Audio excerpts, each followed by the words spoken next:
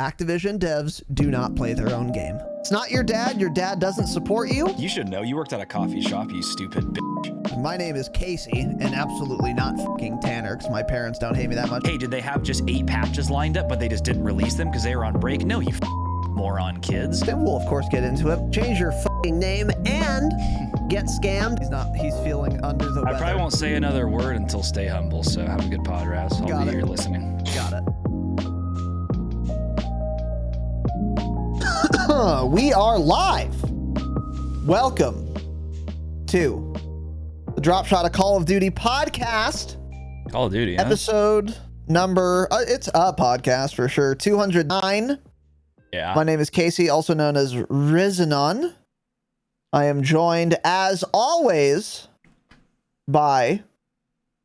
And that's a lie. I'm not always joined by him. He shows up sometimes. I was getting excited that you're back on the as always. That's cool, man. No, yeah, we're not there. I don't know if we'll ever be there, cool, really. Man.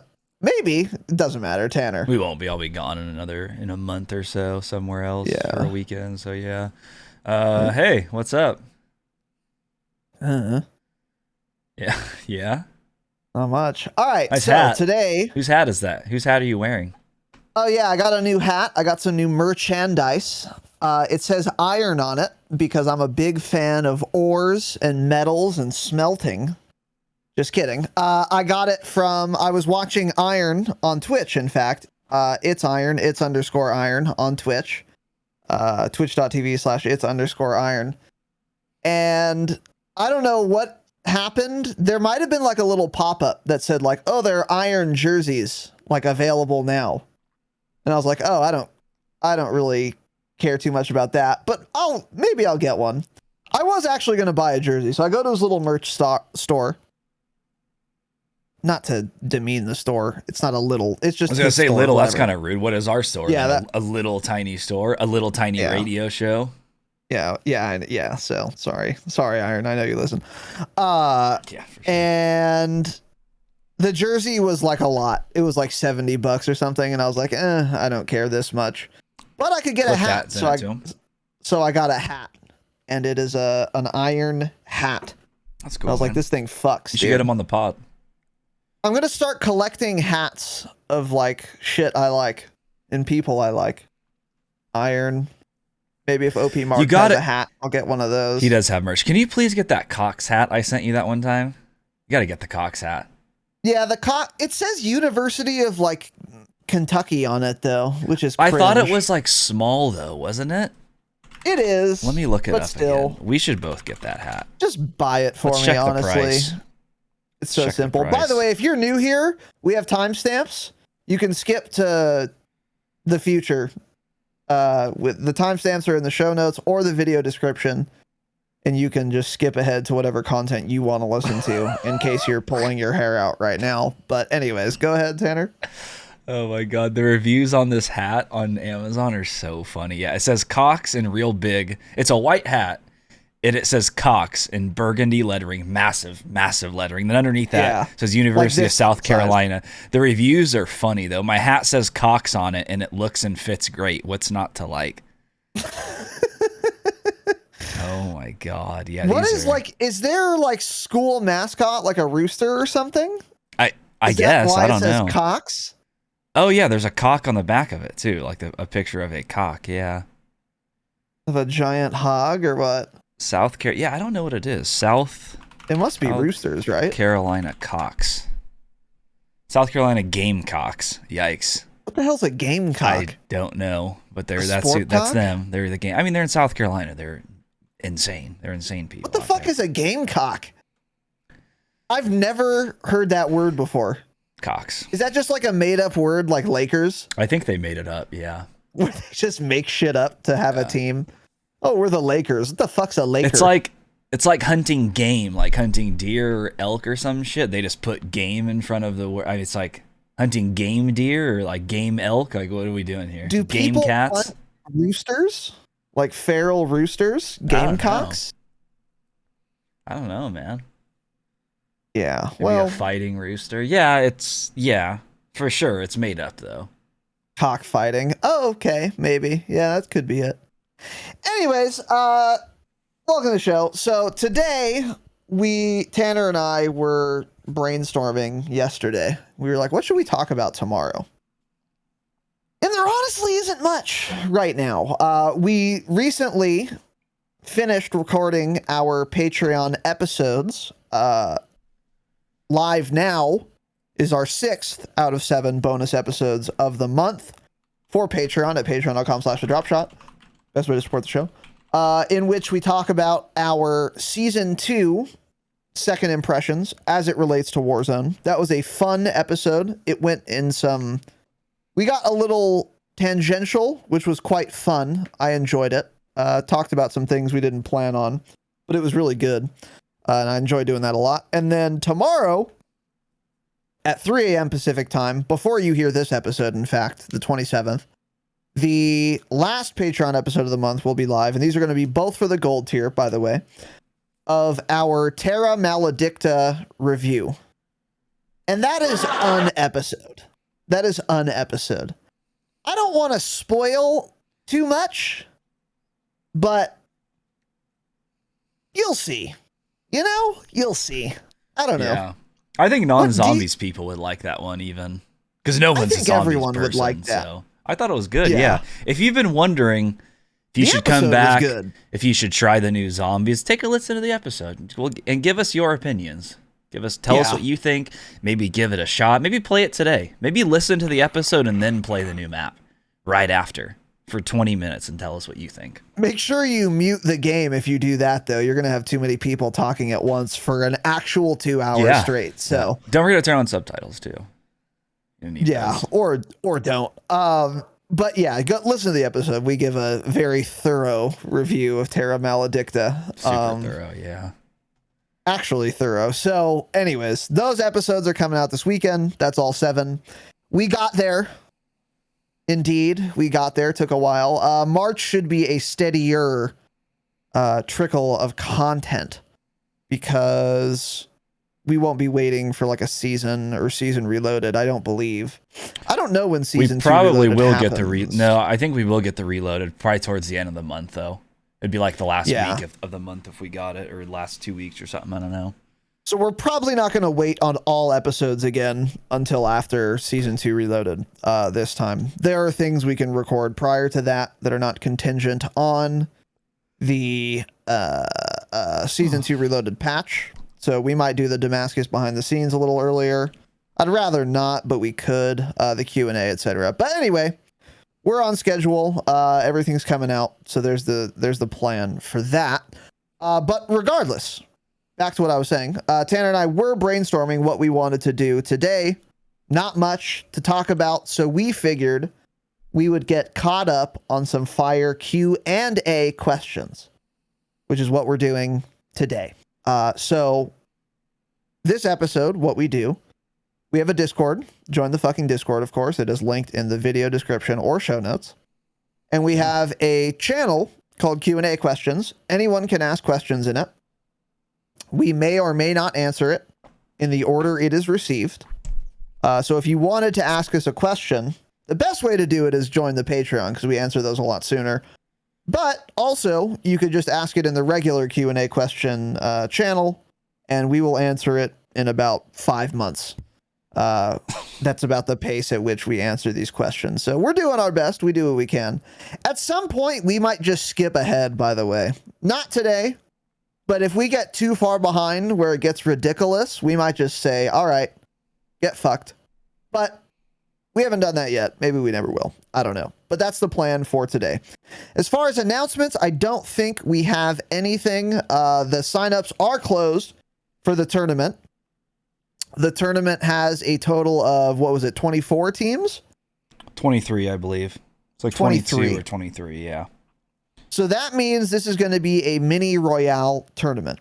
Now, at first, I was very much hoping this was not mini royale because it's mini royale and it's just not as fun to play in my view. And it would have been really cool and fun to spectate, commentate, and participate in a relatively full custom lobby of the Dropshot, a Call of Duty podcast community members.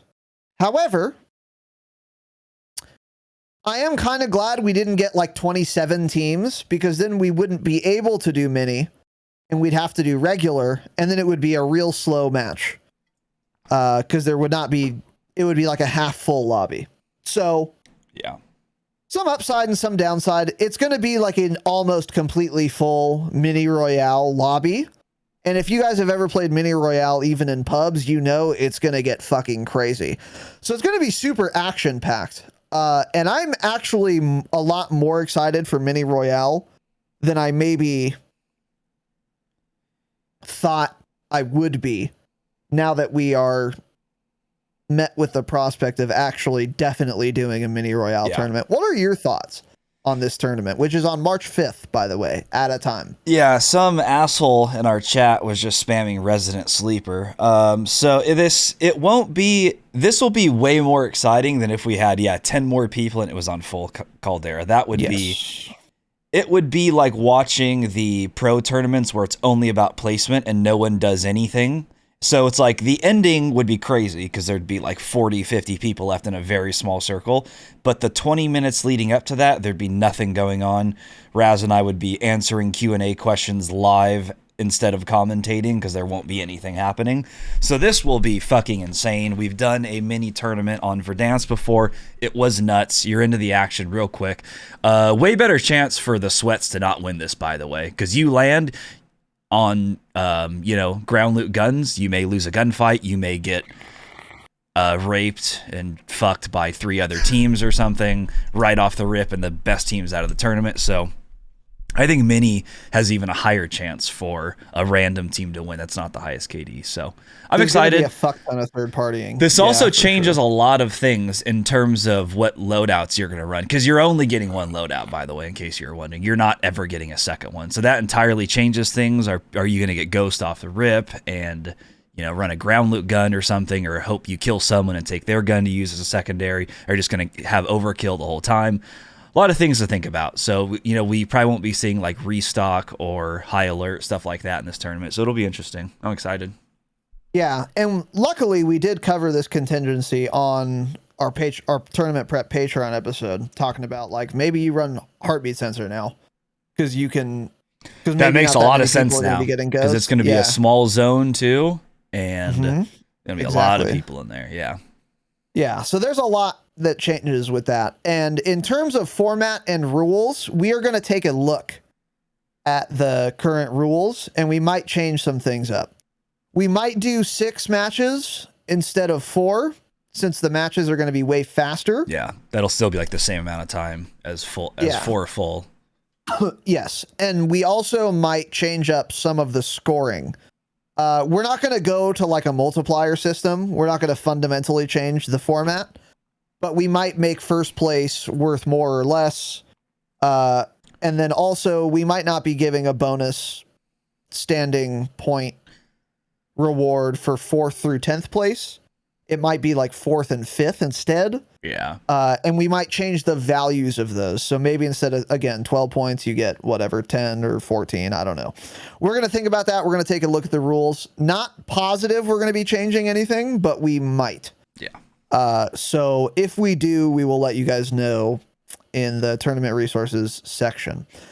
And then also last point I have on this topic is we're probably never not doing a KD cap again, because everyone who wanted that is not playing anyway. Yeah, it's crazy. Yep. Jake down, by the way. Yeah, I'm sure there are others. I'm pretty sure. I'd have to look at the list. Yeah. But many of the people who were crying for no KD cap just aren't playing anyway. So we'll probably not do that again. But we'll see how the games go. Because if all the highest KD teams get dicked down, then maybe we will just never have a KD cap again. I don't know. We'll see what happens. But yeah, I don't know. The thing is I never thought people would be like scared to sign up for like a basically free, because most people signing up are already part of the Patreon. So it's not technically free to enter, but most of you already were patrons anyway. So it's like, I never thought people would be scared to sign up for a tournament because of no KD cap if they have like a sub 1.0, but I guess I underestimated that. I think there's a lot of people that were just afraid to sign up or thought it was like a waste of time or something. So I would absolutely fucking love if a team with a 0.9 average KD between the three of them won the tournament to say, hey, shitters, sign up next time. Sign up. Because not the best team won. So I hope that happens.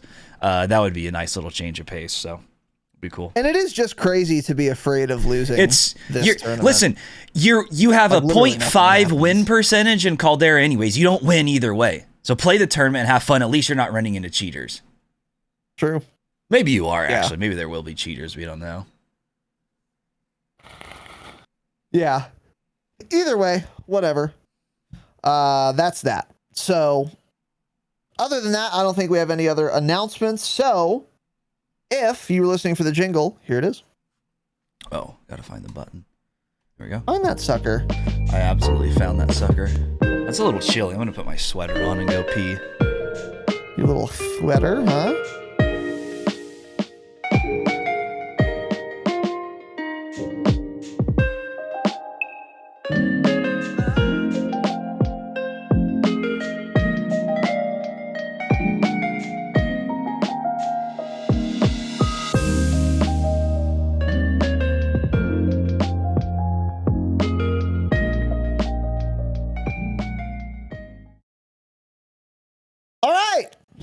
Welcome, boys and girls, to our Q&A episode.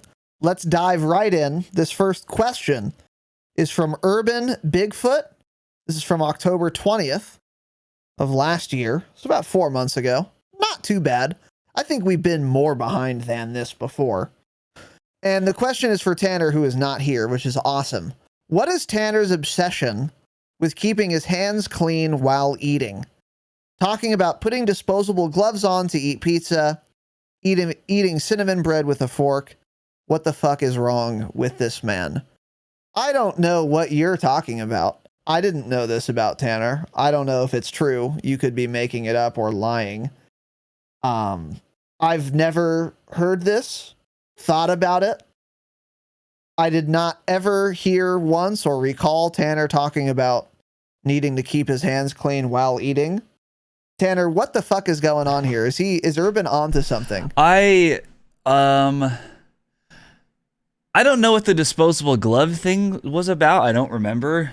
Again, I don't know if you just said that, but this message was 4 months ago, so I talked about that on stream. Huh. Could have been like eating pizza at my desk, which I don't do anyways. I don't know. I don't know what that one's about. Oh, eating Doritos with chopsticks. Yes, Neb. I remember saying that. I keep those absolute things on me. I have them right here. Which is insane, yeah. Bought them from Amazon. Don't recommend them. They're terrible. Super low quality. The first ones were broken. They don't grip anything. They're trash. So I don't use them anymore. But that was my idea. I got those so I could grind Vanguard without leaving my room. And then Vanguard came out. And I left my room quite a bit. Yeah. So, yeah. Cool. Yeah, I don't know, Irvin. Go fuck yourself, I guess. I'm not sure. I do if you're not washing your hands while you're using your PC like every couple hours at the least, and you're a disgusting person. Your hands get sweaty whether you realize it or not. Go wash your hands. Dude, I saw this clip. I think he does it often. I don't really watch Shroud, but I think he does it often because I saw this clip where he's like eating like, I don't know, something, nuggies or something. And he's just eating at his computer, and he's just like, he's got like sauce and fucking greasy, salty fingers, and he just keeps playing and doesn't care. And then chat's like mauling at him, and he's like, oh, I don't give a fuck. And then he like, I don't know what exactly happens. I don't remember, but he like dunks his hand in sauce and like rubs it on his keyboard. And it seems to genuinely not bother him. I would lose my mind. I can't do it. That's disgusting. Yeah. Yeah, I just can't do it.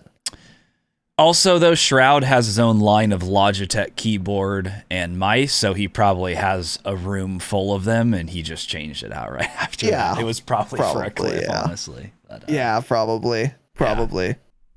But yeah, that shit bothers me. Yep. Wash your hands. So, dirty. Anyway.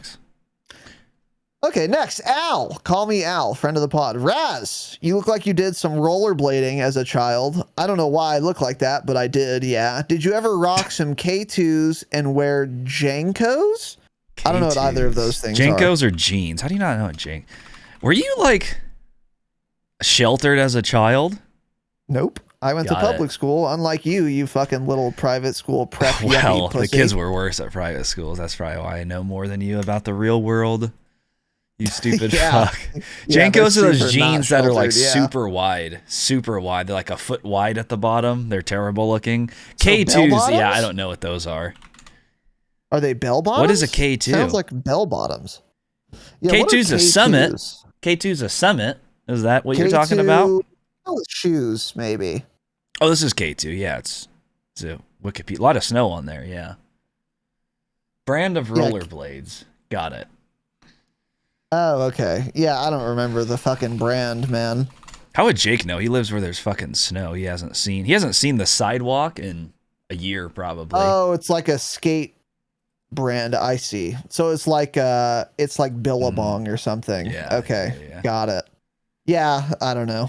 I rollerbladed like a demon though. Where'd you rollerblade? I remember. I don't know, everywhere, just around. Rollerblading's fucking fun, dude. I used to rollerblade a lot as a kid. And then I got older, didn't rollerblade for years.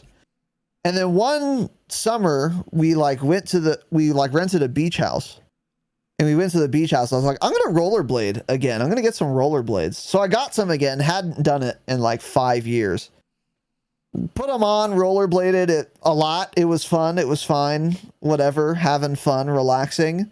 The next day, my lower back had never been more sore ever. Yeah, it is. And weird. I was like 19 too. It's not like I was in terrible shape like I am now, but I just wasn't using my lower back that much, I guess. And I was dead, dude. It was shocking how sore my lower back was.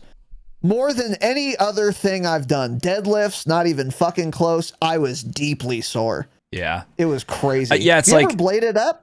Yeah, I played roller hockey for years. So that's right. If you didn't play for a long time, like when I stopped playing, pretty much then went back and played like 6 months or like a year later, just like pick up or something. Yeah, your lower back hurt bad. Like it's like constant pressure on your lower back when you're skating because you're trying to keep your balance, and it's just constant pressure. It's like constantly like flexed essentially, and then it ends up being sore. Yeah.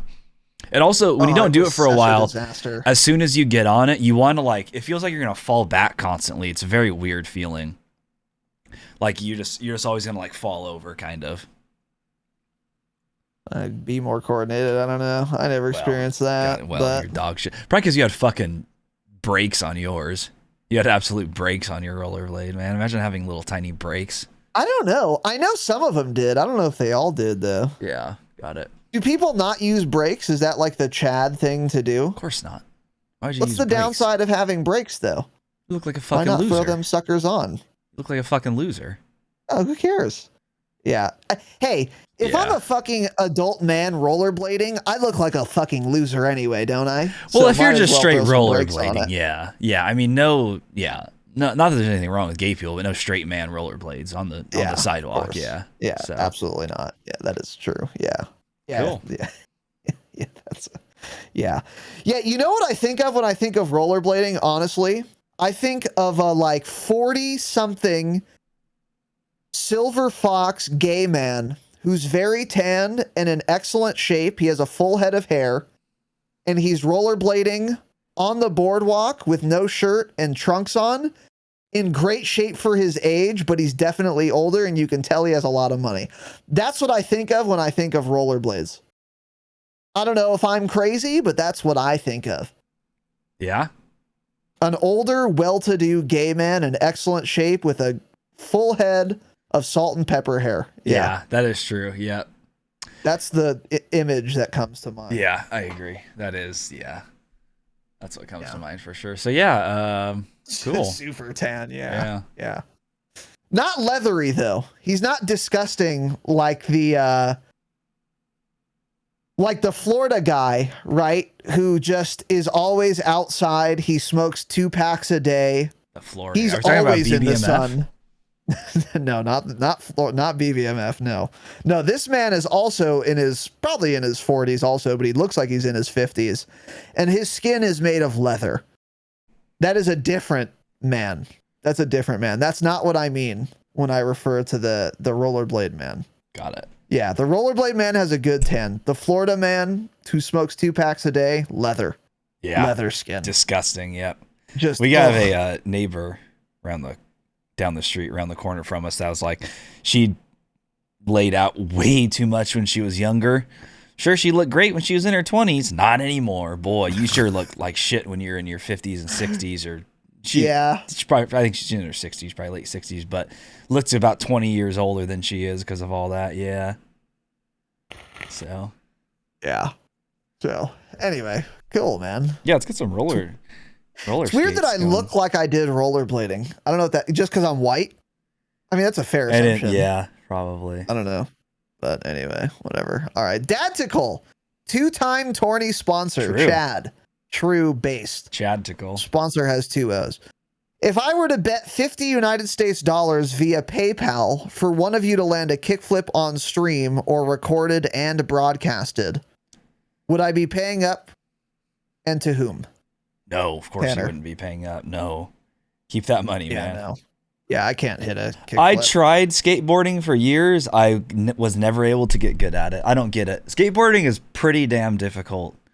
Yeah, I don't know, couldn't get it down. I could ride, but I could like land a kickflip flat on the ground every once in a while, but like I couldn't even do one off a curb, couldn't do one off a little ramp, nothing. But I could like land one on the ground. 1 out of every 20 times I tried it, I could. That was just another thing. That was just another thing that Gabe was the best at and better than all of us.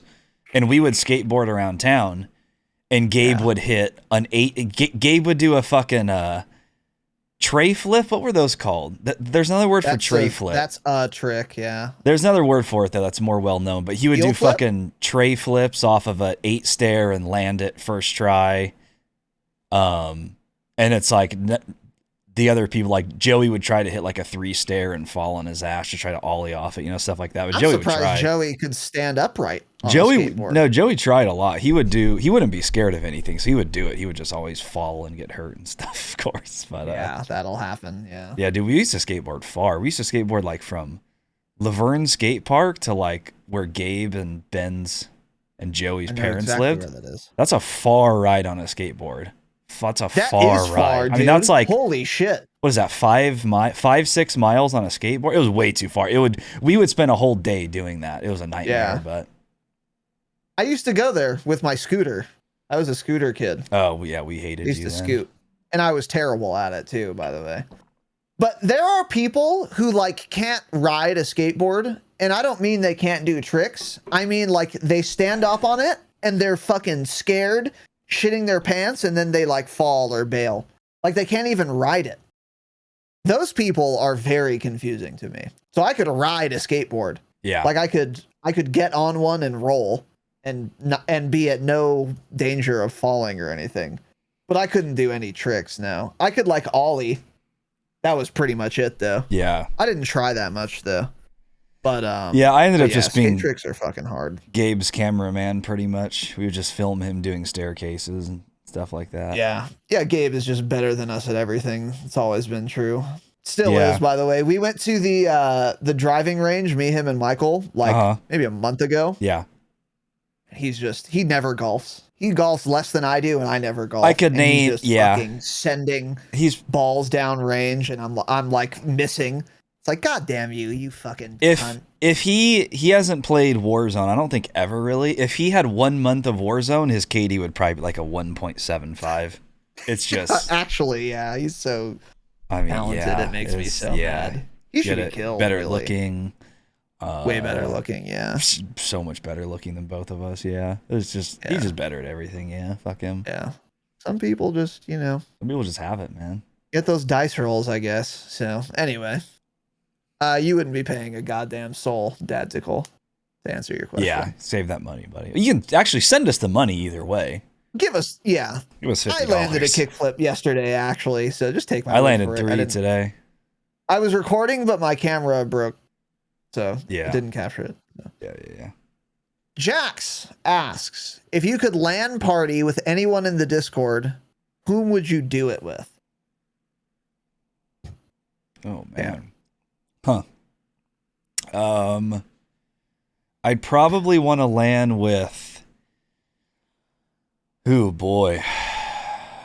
I think D-Rock would have to be there so he can make us some fresh hot pies. Ooh, you need someone. Some pies. Probably D-Rock and Chef, so they can both cook us some food, some pies, and some other food. Yeah. That's a good thought. Who else? Probably no one. You guys are shit. I would just need someone bringing me food. I don't know. Whoever could provide services to us. Services. I don't care about you guys. I want the services that certain people can provide. Correct. Yeah. Someone with really good internet. Someone with a nice big house. Whoever that dude with the mansion on the lake in Texas, we can use that house. Whoever ordered merch that first time. Oh yeah. Mansion boy. Yeah. Whoever you are. Yep. Yeah. We'll use your house. Land on the sand. Yeah. Can land. Yeah. On his yacht or something. Yeah. That'd be cool. That'd be sick. Yeah. I never understood the fascination with LAN parties. Well, you didn't have friends. I just never got it. No, I did, but I just played online with them, and it was better and more convenient. And I had It was. I mean, the LAN party shit is just so weird. I think it would have been really cool if I was older and technology was more shit when I was a kid, but it was already good enough by the time I was gaming to just say, hey, stay fucking home. So will I. We can just play online. It's not a big deal. You always regretted it. We did quite a few LANs growing up. Every time regretted it. We're like, why did we do this for? We should just stay at our own houses and do it, you know? I mean, they were fun for what they were. It didn't end up being fun from the actual video game perspective. It was just more like you ended up hanging out. Because it was a fucking disaster. We used to do it, though. Like, we would use my room. See, that was the other thing is there was no cross-plat at the time. I'm not going to play on a fucking console. So we would be, quote, LANing, but not even really playing together. I'd be playing COD 4 on my PC or something else, or like, you know, some like Battlefield 2, some shit like that. And then they would alternate in and play on my PC if they wanted to. And then we'd just be playing other games. They would play like Zombies or something on a couple Xboxes. Because you do LAN connections back then, right? So it wasn't split screen, but you're in like your own private lobby doing like a little LAN thing. Yeah, PR, True Acro, Project Reality, stuff like that. But yeah, and then after you realize, like, fuck, this would have been better if you guys were just at home. Now my room stinks because you guys smell because you're all in middle school.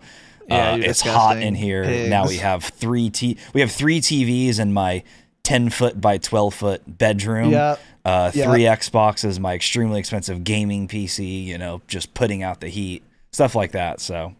It was a disaster, but it was like fun. You know, you'd walk to like the convenience store at 2 a.m, just be a belligerent little kid. Yeah. Michael used to, that reminds me actually, Michael used to bring over his Xbox to my house.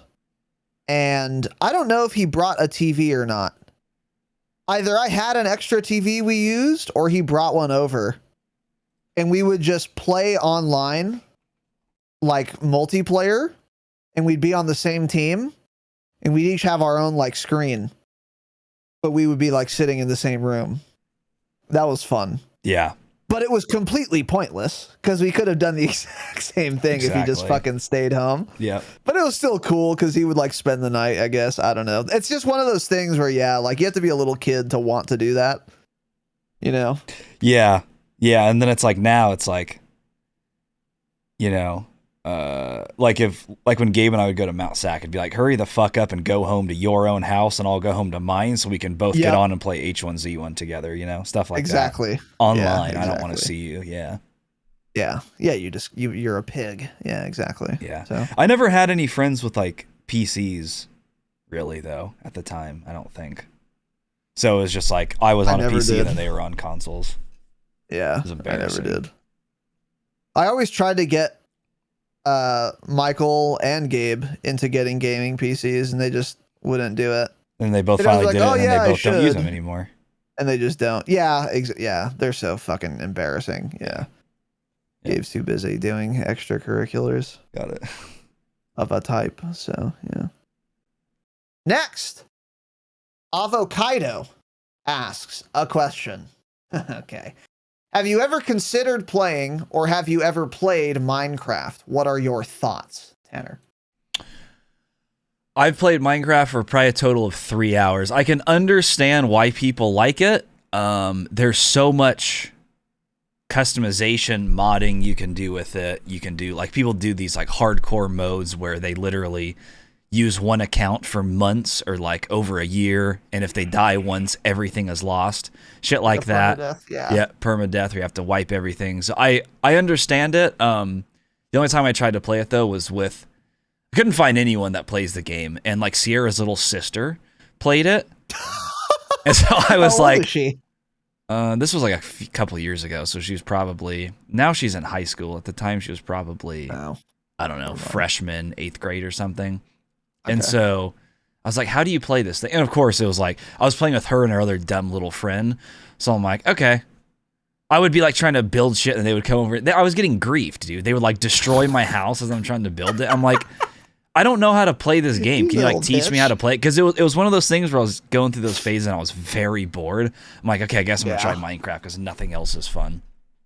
And no, I'm realizing now it wasn't that long ago. It was sometime during Warzone. It was either last year or the year before that. Then it was probably when like Warzone was full of cheaters and I didn't want to play it anymore.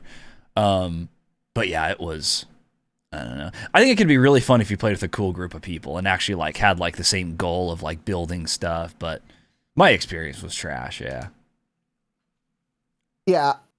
That's a purely social game. Like if you have like a bunch of internet friends and you guys are all really bored, then yeah, I could see Minecraft being super fun. Because it's super, if you're like a creative person, you could do fucking anything in that game. Especially with all the mods and shit. Yeah. I don't know. I've literally never played Minecraft for a second. I've never installed it, never played it. Well, and also won't. But like if you have like a, like Minecraft would be cool. Maybe we should get it for like Damascus hangouts. I don't know how expensive Minecraft is. It costs money, and then like I think you have to pay to like host a server. So we're not. Yeah. Well, like, yeah, you could do a bunch of shit. I don't know. But no, I've never played it. Never will. Because, yeah, it seems like a cool game. Again, if you have like a group of friends that you like play games online with, and you also don't like shooter games, basically, that's when that would be fun. Yeah. But like my online friends, we'd rather, play something competitive than Minecraft. But if you're like a creative type or whatever, I don't know. Yeah, exactly. But anyway, no, I'll never play Minecraft, almost certainly. So there you go. Yeah. Okay, Drizzle YO4, change it.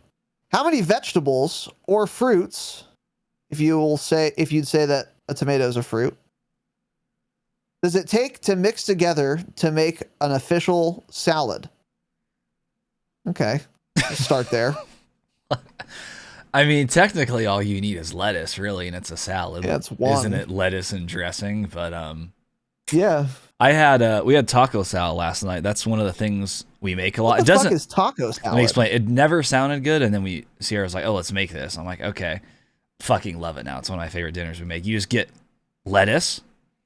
So you buy like a bag of lettuce. It's like a mix, not just like straight iceberg like an asshole or something. It's like different mixed greens. The convenient bag. Yeah, but there's different types of things. Then there's like shredded lettuce in it, stuff like that. And so we get that, and then you cook ground turkey, is what I usually use. Or you can use ground beef and like season it like really Mexican healthy style.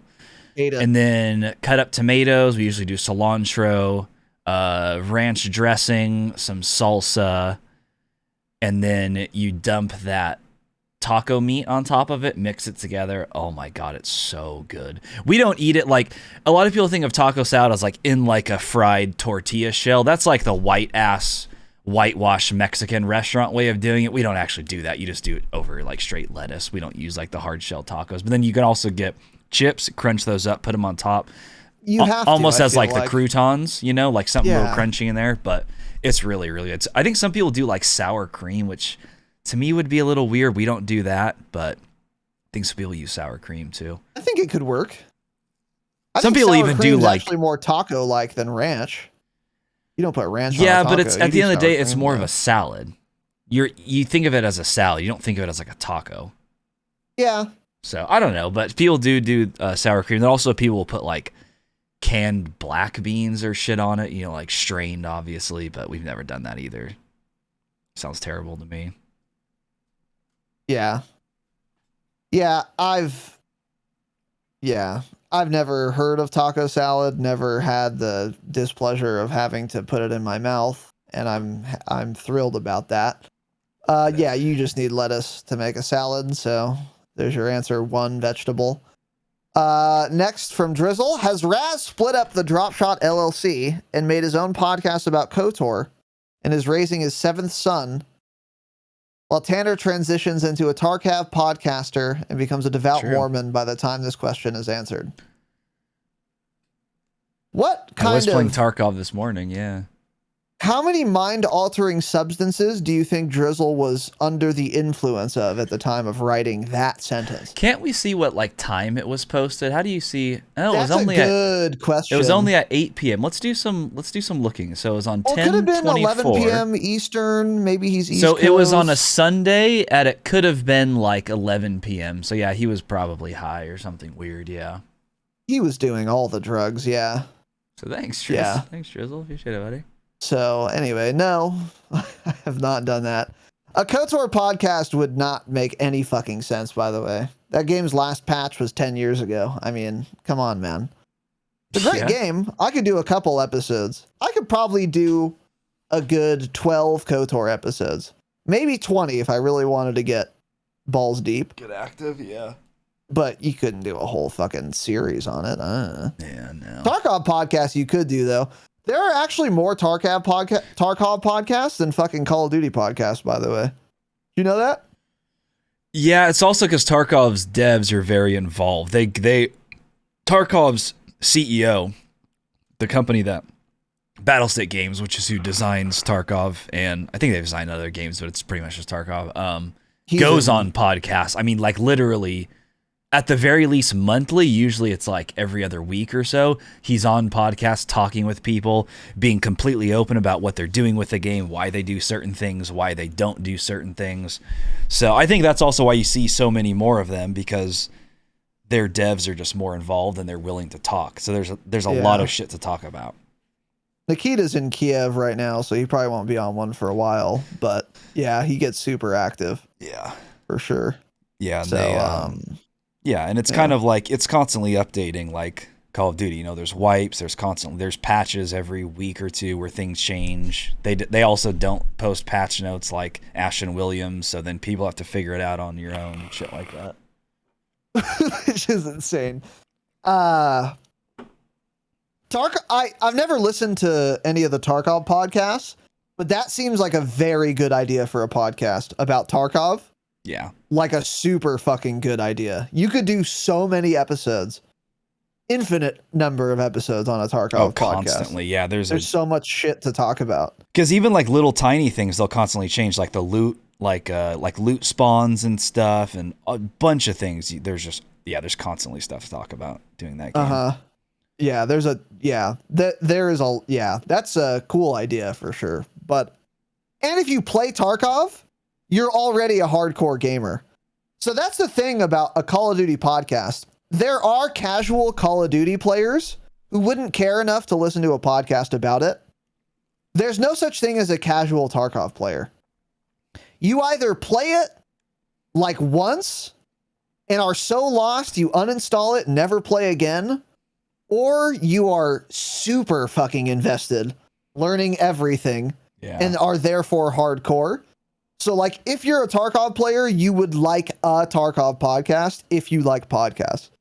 So that's a really good idea. But anyways, no, Tanner's not done a Tarkov podcast. Yeah. There's a lot of competition there, too. Yeah, that'd be very difficult. Very difficult. Yeah. To get into. So. Anyway. Cool. All right, moving on. Call Me Al! Excuse me. Asks. In Warzone, Do you mark an enemy before shooting them or while you shoot them? I find myself marking before shooting unless they've clearly spotted me, in which case I'll shoot right away. Would you recommend doing this to get your team looking in the right direction? Sometimes calling out a certain spot while shooting isn't always clear over comms. Thanks.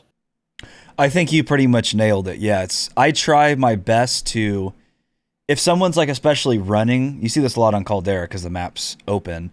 If I see someone running on like the opposite hill or something, I mark them before I start shooting pretty much every single time, unless they're standing still and I have like a Swiss out and I know I can just dink them. I usually don't even bother saying anything. I'll just down them and I'll be like, I got one down over here, and then I'll mark it. And I'm like, there's probably other guys around there. But if I'm using like an AR or something and you're at range, yes, I try my best to mark them first. And you say, oh, there's a guy marked. Because that's easier if you just say there's a guy marked than just saying like, oh, there's a guy to my northeast and shit like that. I mean, there's a lot of times where you can't mark because you're trying to get in cover, you're getting shot at or something, and then you're like, there's a guy northeast somewhere over there. But it totally depends on the situation, but I try to mark them beforehand. But I mean, so many times you just can't do that, and you just have to start shooting. So that's a thing too. Yeah, you pretty much nailed it though, Al. First of all, yeah, Combat Scout is what a lot of people are running now. I'm one of them, unless I'm sniping. So if I'm using Combat Scout, I don't bother marking before I shoot. Yeah. Because it's whatever. I'll get my mark like 100 milliseconds later. It's not a big deal. So I just won't bother marking at all if I'm using Combat Scout because the game will do it for me. But provided I don't have that, then yeah, I think you got it right. Mark before shooting them. Or like while you're doing it. It's not like it takes long, and it's not like it's an animation you have to do. So you really just do it while you're aiming down sights, like in that same process, and then you start shooting. Yeah. You don't need to think of it as like sequential, really, because you can just do it, like while you're getting ready to shoot them. So you're not losing any time anyway, you know? Well, then half the time you're also marking people before anyone on your team starts shooting, because it's like you're maybe rotating in, and it's kind of like an unspoken thing if you have teammates with a brain to not shoot in certain situations because they're so far away and you're trying to get into zone and they're just going to hold you if you start shooting. So you just say, oh, there's guys over here, and then you start marking them, but you get closer into the zone before you then start shooting at them, you know? Yes. Yeah, that's true too. Yeah. And even if you're playing solos, by the way, it will sometimes make sense to mark people. Like, I don't play solos, but I've watched Iron, it's _Iron, and he plays solos a lot. And you can, getting a mark on someone is like really strong. Because you can see where they're going. Even if they run into a bush, you know exactly where they are. So like if you're not running Combat Scout, and even if you're playing solos, fuck it. Mark them while you're about to shoot them anyway, so that if they go behind some bush or like they just get obscured by some other thing, maybe cover, maybe they're running into like the side of a building and you can bang it. And with a marker, you'll know exactly where they are. So yeah, always mark, even in solos. I think in some cases it can be good, but yeah, I think you pretty much got it right. Yeah. This is a great question. C Block asks, what is the worst game you've played in the last 5 years besides Call of Duty? Excellent question. Fuck. Tanner. The worst game. It's kind of going to be hard to think of, because if it was that bad, I probably didn't play it that often or that many times. Cyberpunk comes to mind for me, but I think there's another one. That was more because of the hype, though.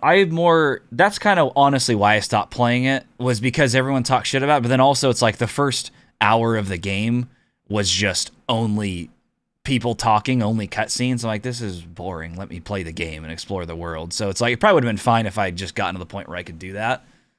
I guess the mechanics and shit did suck, but I don't know about that being the worst game. I don't know. For me, it probably is the worst game I've played in the last 5 years. Well, you played Hearthstone this morning. Yeah, and I'm a god, climbing ladder, farming. Legend again, by the way. Haven't played in like 2 years. Come back, easy legend in 5 days. Just fucking so free. Such a giant brain. Anyways. Got it.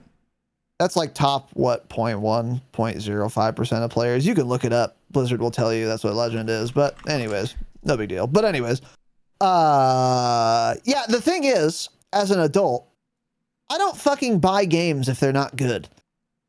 Like, unless it's a brand new release, I'm going to look up reviews of it first. And I'm also 30 years old. I know what types of games I like. So if the genre is like interactive story, I'm just not buying it. It probably would have been the worst game I've played in the last 5 years because that's not a genre I like. So I don't buy it. But yeah. So for a game to be bad that I'll actually play, it has to be because it just came out and no one's done reviews on it and no one knows what it's like yet because no one's played it yet. And then therefore I'd have to say Cyberpunk. Not that Cyberpunk is a terrible game or anything, because it's fine. I mean, it's not great. It's boring. That's what it is. It's not like fundamentally flawed really in any way. It was just fucking boring. I just could not get into it. And so that's probably the worst game I've played in the last 5 years. Because any other game I've played in the last 5 years, again, I looked it up, I researched it, or people told me it was good or fun or whatever, and then I got it and they were right. And you can like watch people play the game too. So if like there's some game came out 2 years ago, I can go on YouTube, look up reviews or look up people playing it. I can go on Twitch and watch people playing it. And they'd be like, yeah, this looks fun. And then I get it and I know exactly what I'm buying and then it's fun. So yeah, Cyberpunk probably for me. Yeah, I'm kind of the same way.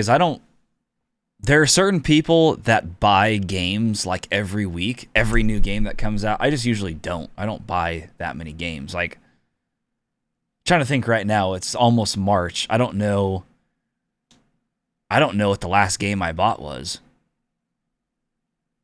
Probably, God, I don't even know. Vanguard, right?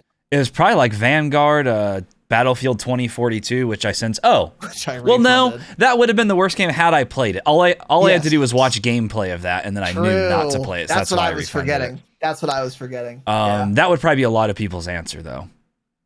Yeah. Other than that, I guess Minecraft. Really, if I had to pick a game, I guess Minecraft. Yeah, dog shit.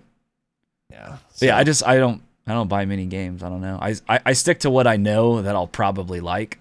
Usually first person shooters. Or like other like survival type games. I'm into those too, but those hasn't been any of those recently. Yeah, sure. So there you go. Next from Salty Rhombus. He has listed 6 maps here, and his question is as follows.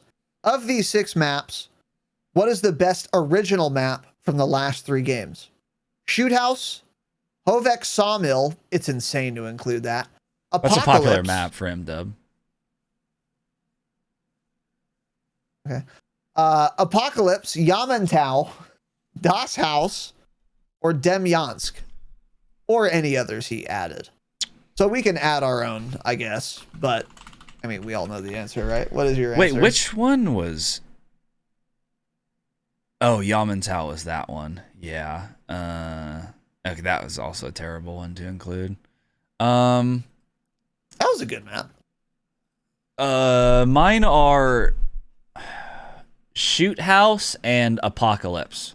Apocalypse is a really, really solid map. Probably actually that one, honestly, because Shoot House was just like, it was a stupid shit design. I mean, it was the most boring, uninteresting map, but it was fun because it's just like the most basic map possible, and they didn't mess it up because there were no other good maps in that game. I think had Shoot House came out in like Cold War or something, it would still be very popular, but not like the most popular and most liked map because Cold War had some decent maps.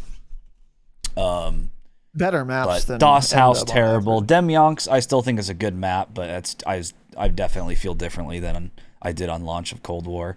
I mean, Vanguard. Hovek Sawmill, that is a very well-liked Modern Warfare map. We also, I think you're saying that because at that point we like weren't playing multiplayer anymore when it came out. It's still we too were big. On Warzone. Yeah, it's still a little too big. If the spawns were kind of just brought in a little bit, like if the back portions of the map were cut off, it would have been solid. But yeah, it's still, I think, too long. So I would say probably Apocalypse. That's an interesting answer. Apocalypse. Yeah, my answer is obviously Shoot House for the reason Tanner said. It's a basic 3-lane map where I can see people most of the time and they didn't fuck it up too bad. Like, Shootout's actually a great map because the three-lane maps are good for a fucking reason.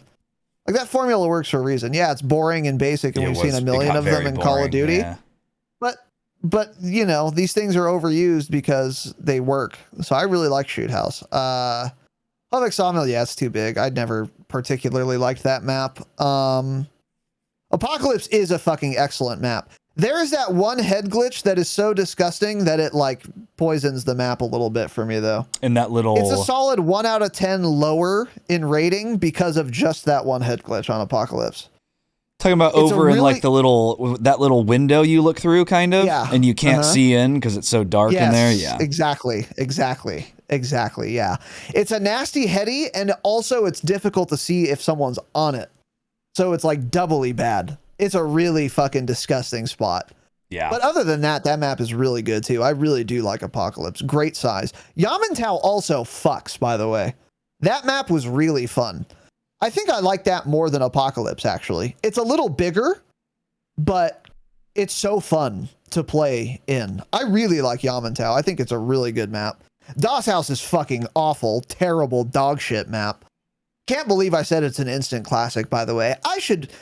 My opinion should be dispensed with on any topic ever for having said DOS House was a good map. I mean, I've never been more wrong about anything in my life. It may be a good map if you increase the time to kill and have no lethal spam and no streaks. Then it's probably not that bad of a map. And shotguns. I think it's I think it's bad mostly because of it's in Vanguard and the way Vanguard is. That's a good point. It's not that bad of a map. I mean, it's terrible, but it's kind of like Shoot House. It's just a basic, boring map. It's just ruined in Vanguard because of all the shit spam. Yeah. And then Demyansk is a good map too, but I wouldn't. It's not great. I feel like there are better Vanguard maps than Demyansk. Let me look. Bocage is really good. I really like that map. I've started to hate Bocage. Really? Yeah, it's interesting. Really, I guess most of the Vanguard maps actually, but again, like I just said, maybe it's just because Vanguard is not good, and I just don't have as much fun on it as I once did. Yeah, I don't know. It took a while. It's probably the best map, though.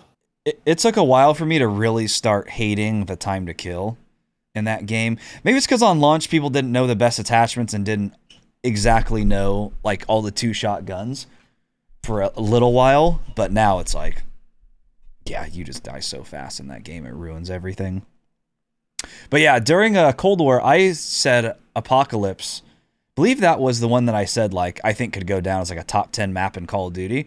For like on my list, at least.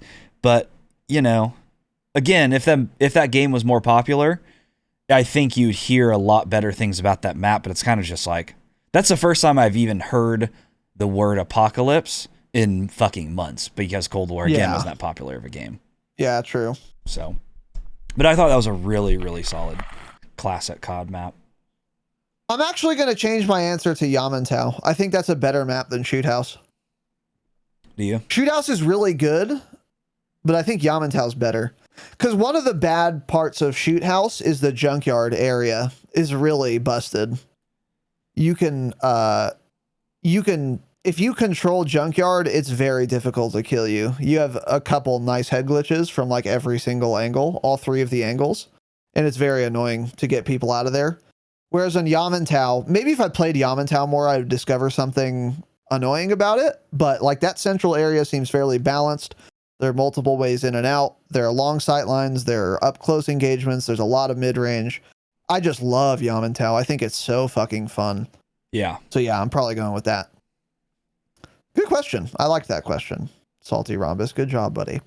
Steel Switch asks, in any FPS, first-person shooter, for those of you who don't know, multiplayer game, that was a joke, how much of an advantage do you get when using top-quality equipment on your gaming PC, and how superior is the high-end setup compared to an average gamer's setup? Is it night and day? Tanner? How much of an advantage do you get using top quality equipment? Do you take that as like keyboard, mouse, headset, or is he talking about actual PC parts? Because I think of equipment, I think of like keyboard. I think all of it. So peripherals plus specs. Let's go with that. Let's assume that's what he means. So everything. Okay. Yeah. I mean, you get a solid advantage, obviously, because someone that can play, especially like on multiplayer, if you can play multiplayer at 400 frames, and there's a guy playing on PC, playing on low settings, on 40 frames, I mean, you're going to be at a massive advantage, obviously, because of that. So, I don't know. I think it's going to make you better, but it's not going to make you like that much better of a player. It's like the same thing for, console players that have been whining about having an FOV slider. Yes, they should have it, and it'd be nice if they did have it. But some of them literally think their KD is going to triple if they get an FOV slider. No, it's not like that. Your KD is not going to triple if you get 100 more frames on a gaming PC. If you're shit, you're going to be shit either way. So, but there is definitely an advantage to be had on higher parts, yes. Yeah. I mean, just faster refresh rate. You're going to have essentially better hit reg. Everything's going to be more smooth. Then you can use a better quality monitor that you can see things more clear. There's just a lot of things that stack on top of each other that make it a better experience. Yeah, exactly. It's a lot of little advantages that stack. So like wider FOV is not that big of an advantage, but it is an advantage. Having a higher refresh rate is not that big of an advantage, but it's an advantage. More frames, more resolution. Each one of these things independently is not that big of an advantage, but if you stack them all up, it's a fairly big advantage. Yeah. Yeah. But I mean, make no mistake, if I was on the best top of the line equipment and I was in a gunfight against like Symphony playing on 80 FOV, 60 frames, 60 hertz, I'm still losing 10 out of 10 gunfights. Yeah. It's not going to make that much of a difference at all, but it can be the difference sometimes. And I would say it's a lot more important to have an average setup. I think the jump from dog shit to average is way bigger than average to excellent in terms of gear. Oh yeah, for sure. So if you're getting actually like 40, 50 frames, that's pretty bad. And you're going to want to get to average. Because then it's like so bad that like you're getting pretty, it's pretty detrimental.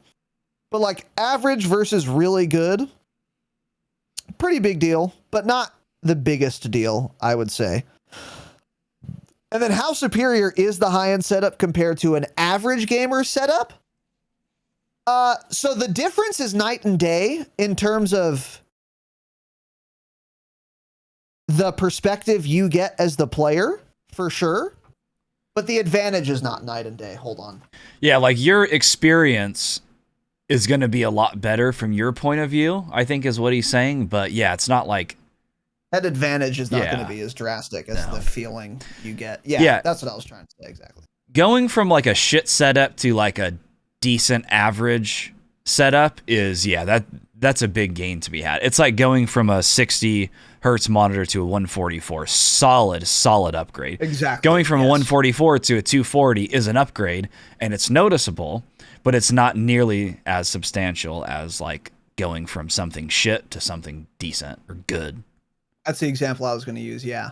Like if you went from 60 hertz refresh rate to 144, you would notice it immediately and you would be thrilled about it. So much smoother. It feels so much better. It feels more responsive because you're seeing the updated information more than twice as often.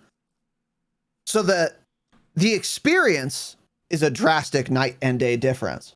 But in terms of the advantage, you're not getting a drastic night and day advantage over 60 hertz. Because in most gunfights, the extra refresh rate is not going to make the difference for you. You would have killed them anyway, or you would have died anyway. Probably 98, 99 out of 100 times. But you're going to notice the difference 100 out of 100 times because it's going to feel smoother literally always. So yeah, I wouldn't stress too much getting fucking an insane setup to like min max or anything, unless you've got a fuck ton of money. But I wouldn't like stress it too much. No, upgrade what you can when you can. Start with the most important things. Work your way toward the least important things. So yeah, that would be my advice. Bjorn Dropshot asked an excellent question. I'm surprised we've never answered this before or been asked it. So good job, Bjorn. Young man. Change your name though. Don't put P like pushing P. She's pushing P, man. He's pushing P. Bjorn Draw pushing P hot shot.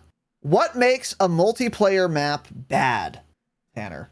I like the community feedback on this, which people in Discord said IW for Infinity Ward. Yeah, that's some great community feedback on that. Well, one big thing that Infinity Ward did in Modern Warfare 2019 Game of the Year Edition is way too much clutter. Trash on the ground, clutter, nonsense.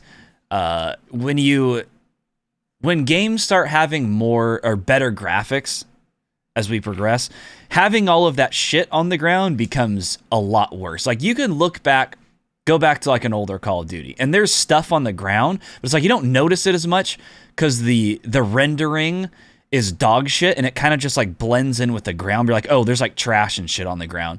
But in MW, it's like you're playing on Piccadilly and there's like reflections on everything because it's like nighttime and rainy. So it's like this little trash bag in the corner has like a reflection coming off of it and it's annoying and you notice it and it kind of like takes your eye away from like focusing on the actual game because you see all of this shit all over your screen and there's bad lighting, so one area will be super bright and then another area will be super dark. So it's like you could be sitting in that dark area seeing out of it entirely fine, and then people looking into that dark area won't see you whatsoever. So I think lighting is a huge thing too. That can make a map really bad. Like again, Piccadilly, Azir Cave was like the worst, and it was mostly because of the shit lighting. You couldn't see into the cave, but they could see you perfectly fine looking out of it. So stuff like that. I think trying to make it too realistic and getting fancy, like Azir Cave is a dope layout if you're playing like a single player map or like some like part of some sort of survival game almost or something. But for like a first person shooter, PvP, terrible map design. It looks great, really cool idea, terrible first person shooter map. Yeah. Totally agree. Having different heights and just a lot of weird shit going on the map. No flow to it. The lanes are trash. Too many buildings you can camp in. Another thing in Call of Duty that makes map design bad is like too many windows, too many doors, too many little areas where people can essentially sit and camp. That makes it terrible. Mm-hmm. I don't know. There's a bunch of things. What do you think? Yeah, you hit a lot of the points I've written down. There are a lot of things that can make a multiplayer map bad. I will cover 4 of the big ones that I just thought of from Call of Duty. So number 1, arguably Call of Duty's worst sin on this topic as of late is size. Yeah. And it's always too big. That's what Call of Duty always does. Call of Duty has not made a map that is too small in God knows how long. Because Shipment's a remake. You could argue that's too small. I don't even know if I would do that, but they make every map way too big. Size is a big one. This is my favorite example on this. There's a map from BO4. It's a DLC map. It's called... Oh, fuck. What is it called? Tanner, what's the map from BO4 DLC that we liked, but it was too big and it had like the float, like a parade float on it? Oh, fuck, dude. It's such a... I'll look it up because this is bothering the shit out of me.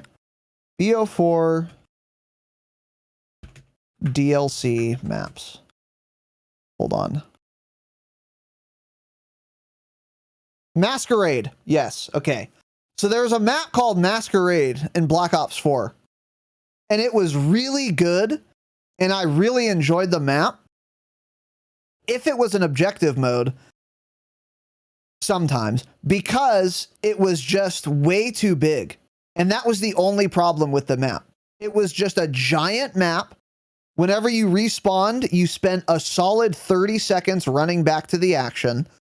And it was an otherwise good map that was ruined because it was just way too fucking big. Call of Duty does this all the time. That's one thing that makes a map bad. Lack of structure is another one. In other words, not having a 3-lane design. I think the 3-lane design is a perfect template that you can build on and utilize forever and make good maps that way, or at least decent maps. It's very hard to make a map that is 3 lanes and it be terrible. I don't know if I can think of an example of a traditional 3-lane map that is bad. You can think of some that are like whatever, average, but I can't think of one that's like terrible, like a terrible 3-lane Call of Duty map. There might be some. I can't think of one though. So you don't need it to be 3 lanes for it to be good. Yamantau is not a 3-lane map, really. It's not a 3-lane map at all, and it's a really good map. So you don't need it to be 3 lanes to be good. But if it's 3 lanes, it probably won't be bad. But at least Yamantau has some structure. I don't know how to explain this anymore. Piccadilly is a perfect example of a map that lacks structure. It is just a big intersection and there's like cars and buses around. There's no structure to the map whatsoever. That's another thing that makes a map bad. Yeah. Structure it somehow. Whether that's 3 lanes or like Yamantau, it's just cleverly designed. Figure it the fuck out. Visibility, obviously, is probably the most important thing. If I can't see people on your map, then nothing else matters. If I can't see other people, no other factor matters, and the map is automatically bad. It's an automatic fail. Just like, once again, putting a turd on a meal. Doesn't matter how good anything else with the meal was. If there's shit on it, it's already a 0 out of 10. Yeah. Awful. So Rust is an example from MDub. There are many examples from MDub. The whole game was plagued with dog shit visibility, but that's an important one. And then also, like Tanner said, power positions. Windows is an example, doors. If a map has it's usually not too many power positions. Usually it's the power positions that exist are too strong. This was one of my big problems, and this is not a common opinion, but one of the original maps from MDub that did not come out on release. If you look, there's like a street, it's sunny out. If you are on one spawn and you look down the street, the sun is in your eyes. Fuck me, what is it called? Does this sound familiar to you, Tanner? Wait, an MDub map, you said? Yes, an MDub original map that did not come out on launch. Talking about Candor Hideout? Yes, Candor Hideout. I liked this map at first, and I thought it was pretty fucking good and really fun. And then as I played it more, people started learning that mid building is insanely easy to hold, and it's too strong of a power position, and it kind of ruined the map for me. Because you can just camp that mid building and fucking farm, and it's very hard to take it back. So if a map has a power position that's too strong like that, it can taint an otherwise very good map. So those are some things that make a multiplayer map bad. I could probably think of more, but those are some big ones.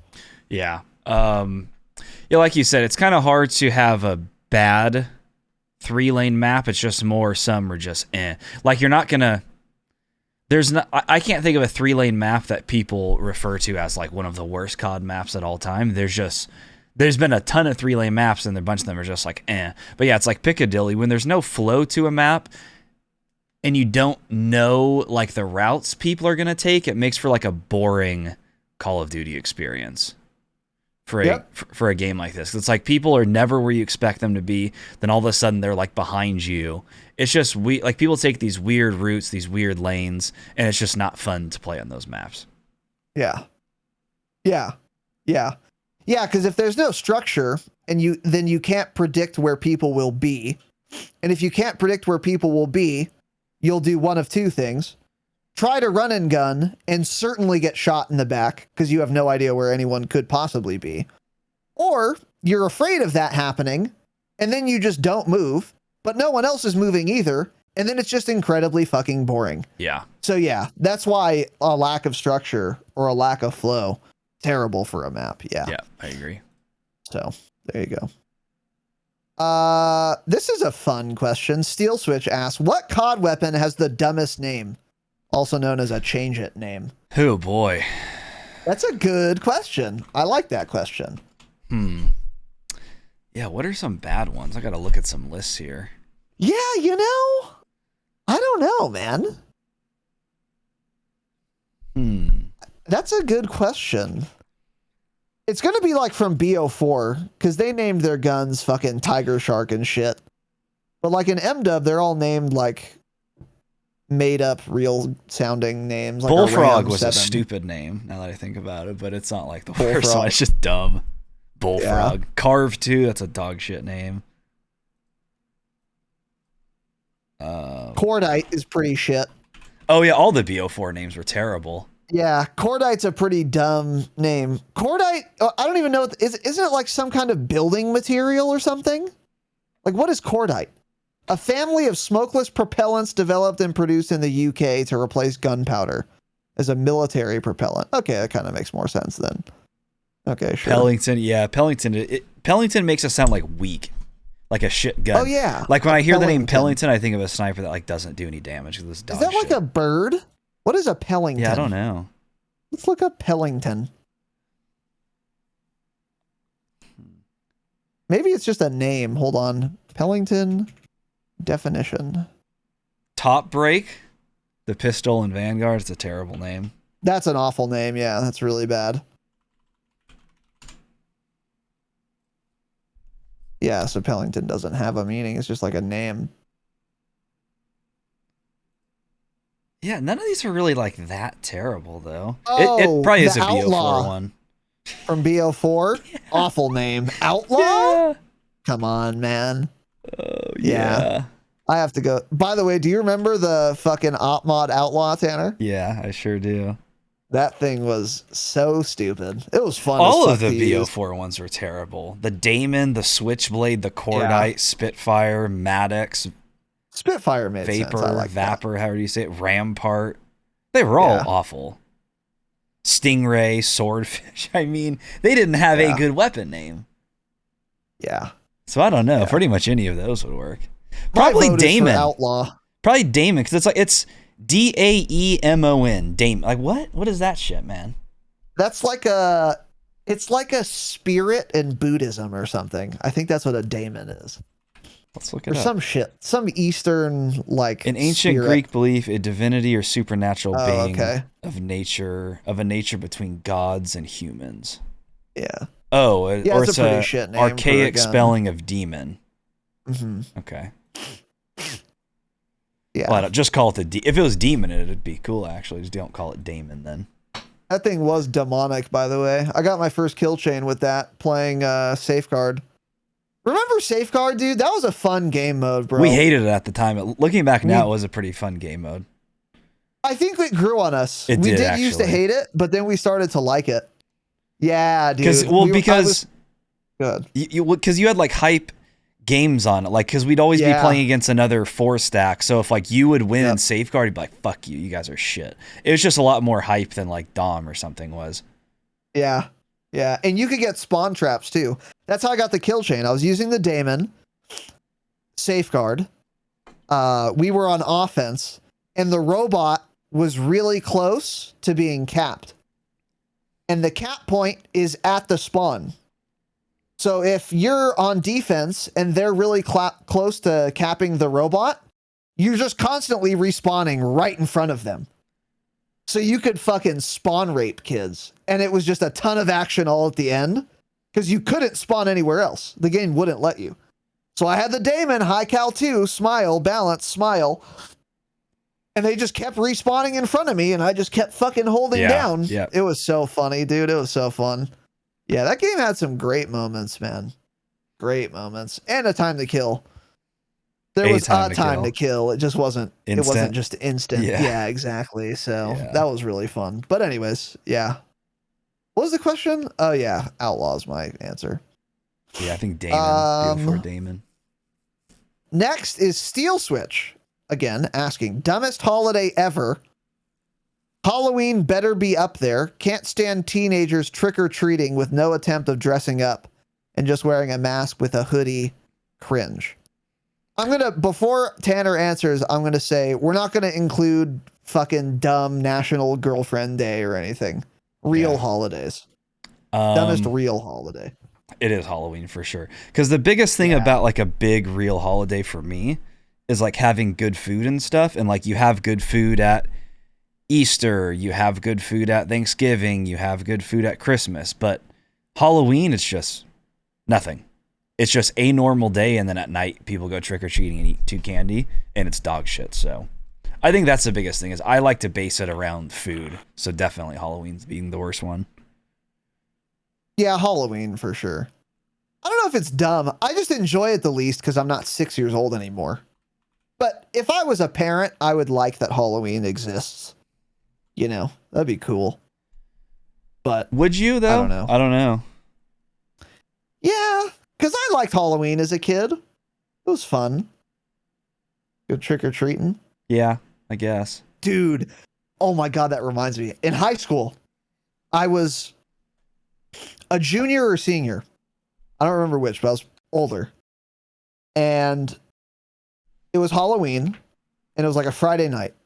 So after school, we all go home. We get our dumb costumes. I don't know what they were. We didn't try very hard, kind of like what Steel Switch was saying here.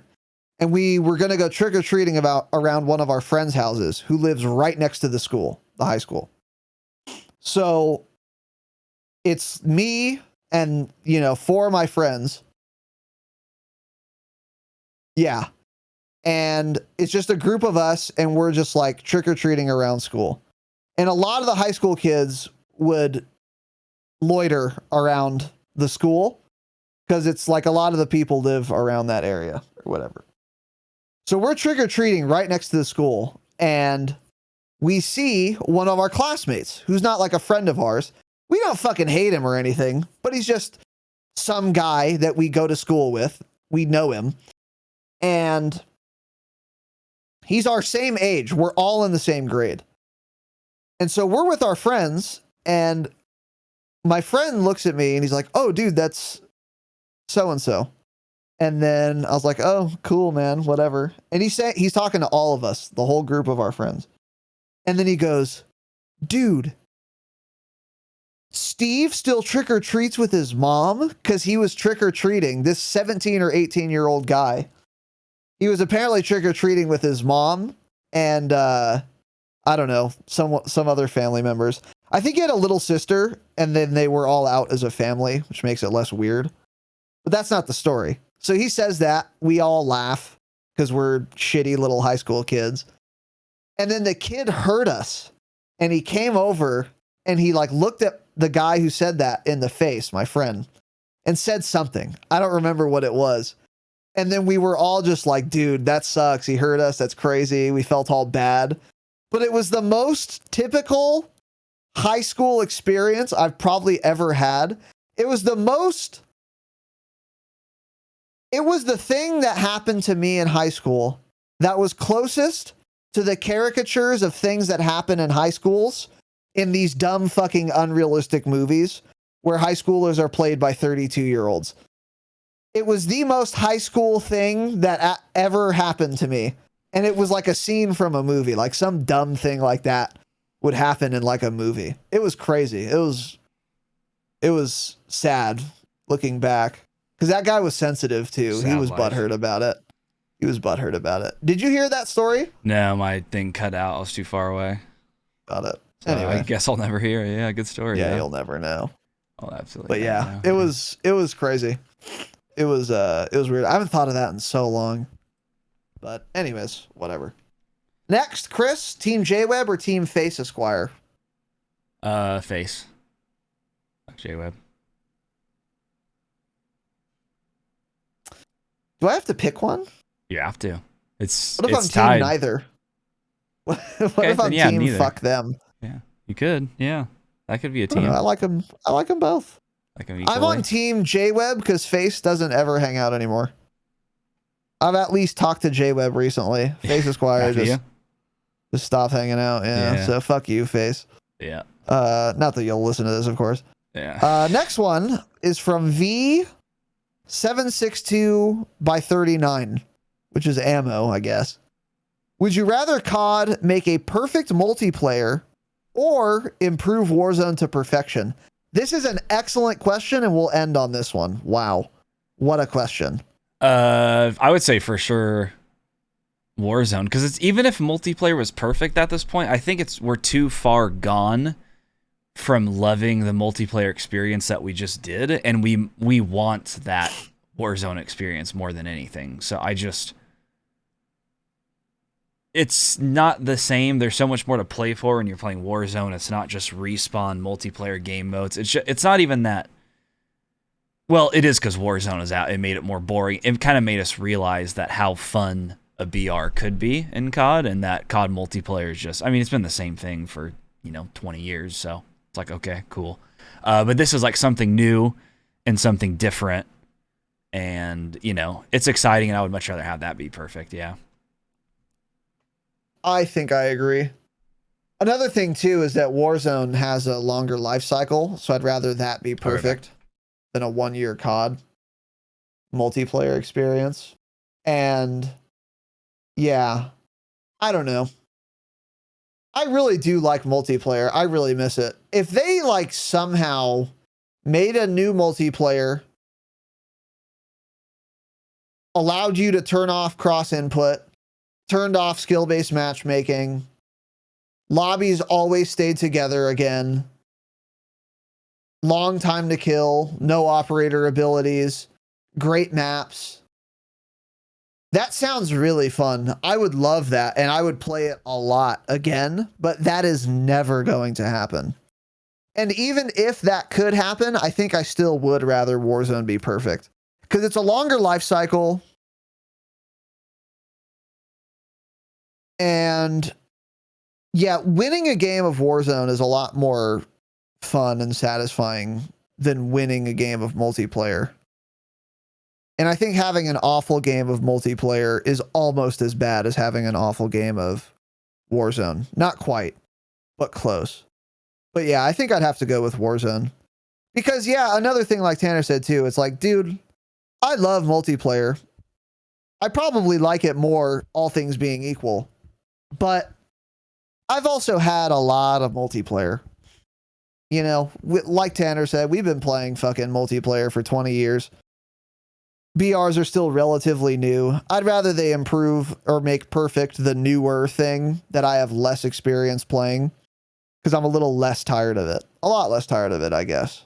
So yeah, I'd have to go with, I'd have to add to that and say Warzone for sure. So yeah. All fucking right. Boys and girls, that is it. Hope you guys enjoyed. We will be back on Thursday, probably, almost certainly, for another episode of the broadcast. Signups for the tournament are closed, but there is no limitation on the number of spectators we can have. This is going to be quite the production. We're going to do an overlay, commentating. There's going to be a fat prize pool. It's going to be mini royale, so it's also going to be super exciting to watch, because there's going to constantly be a fuck ton of action. So March 5th at a time, mark your calendars. Just take the whole day off. Make an event out of it. Make an afternoon out of it. We're going to have a lot of fun. That is coming up shortly. And of course, patreon.com/thedropshot is the best way to support the show. 7 bonus episodes a month, a monthly hangout, and more. You can see the website for details on that. But once again, patreon.com/thedropshot is the best way to support the show. Ladies and gentlemen, that is it. Thank you all for watching. Thank you for listening. Have an excellent evening, of course. And as always, remember, stay humble. Stay humble.